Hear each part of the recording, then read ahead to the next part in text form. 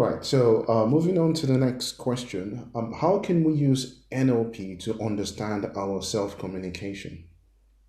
Okay, because NLP tells you that you're constantly communicating with yourself, it is important to understand what those communications are.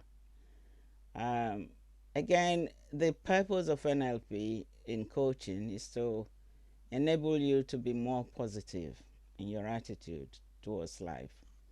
So, to communicate with yourself, you need to do something that is really practical. Remind yourself constantly that you need to stay positive. If not, you will find that you're telling yourself a lot of negative things because of your past experiences or because of experiences that other people have shared with you. Some people who are paranoid about things is because of what they've, as I will go back to the map of reality that each one of us has. So if you store negative stuff in your mind constantly, your mind will remind you of those things. Let's take, for example, you want to go for a walk because, you need it. It's part of what you should do to exercise yourself. And then something says to you, oh, somebody was killed as they walked in a field the other day. Don't you remember?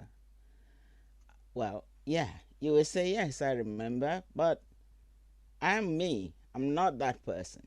And I can go very positively, happily, and come back safely. I don't need to fear. Because the mind will constantly remind you of things that have happened in the past to someone else or to you that were not good. And so your self communication needs to be, if you like, monitored by yourself.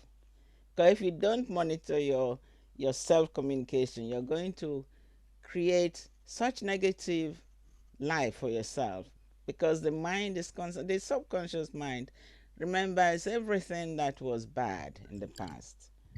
Occasionally, it remembers what's good, but mainly negative stuff. So you need to tell yourself, no, I'm not listening to you. I'm in charge here, so I'll do what I think I need to do and I'll stay positive. All right, thank you. So, if we have to look at this from another perspective, does it mean that failure does not really exist, or what is the reality of failure? Yeah, NLP says failure. There's no failure, only feedback. Now, you understand what that means. Feedback obviously means you do something. Let's say you're in a school and you're a young person, you're learning to do some arithmetic or mathematics or what, or English. And then your teacher sees what you've done and says, well, okay, fair enough, but it's not good enough. Now, that is feedback. If you're a child who has very negative upbringing, you say, well, yeah, I'm no good at this. I can't be bothered. I'm not going to try again. My teacher keeps saying it's bad. But if you're somebody who believes in yourself, you have self confidence, you have your self esteem is high. If the teacher says, oh, this is not good at all, you know, it wasn't good at all, but what can you do about it? You say, okay, teach me what to do, or how do I correct it? So that's a different attitude from the one that says, well, I have failed. That means forever I've failed. Because failure is actually feedback. There isn't a failure, it's feedback all the time. It's like you've started something, you are nearly there, but you stopped short and it didn't happen for you. And because of that, you're afraid that you failed. So if you go back to what you failed at, look at what you have learned from that failure. What is it you could have done better? And how can you do it better? Yeah, and you take that away and improve on that. Now, if it is a constant thing and you find that it's something you're not going to be really good at, however much you tried, then it is up to you to look within yourself and say, what is best for me to do here before you walk away from it. All right, thank you. So, on a final note, can you just give us a parting word on how best to react to negativity and failure?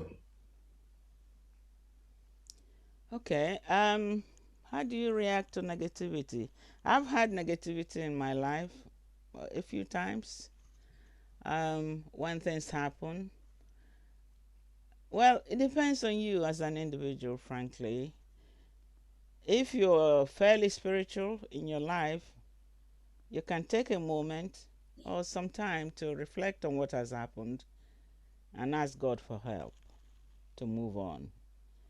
Now, if you're not religious and you don't believe in prayers or anything like that, then look within yourself, because God has given all of us the ability to rethink our lives and to take new options and do things better than we've done them before.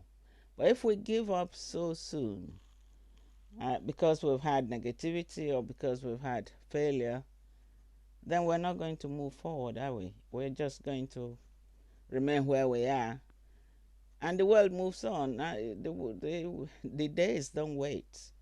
You know, we are where we are today, but tomorrow will be a different day altogether. So we need to keep moving. And to be able to keep moving, you need to learn to choose positive options and to find ways to help yourself. Now, if you can't do it yourself, seek help. Ask for a coach, ask for a mentor, ask a friend, ask a family member who's done the thing you are trying to do. I just never give up. Yeah. All right, thank you very much. Thank you. So, Dr. Grace Anderson is an expert in neuro-linguistic programming and a life coach. If you want to learn more about her work, please see the description in this video below. The web link contains all the description and everything you need to know, and also her contact details. Thank you very much. Bye Thank you so much. bye. Thank you.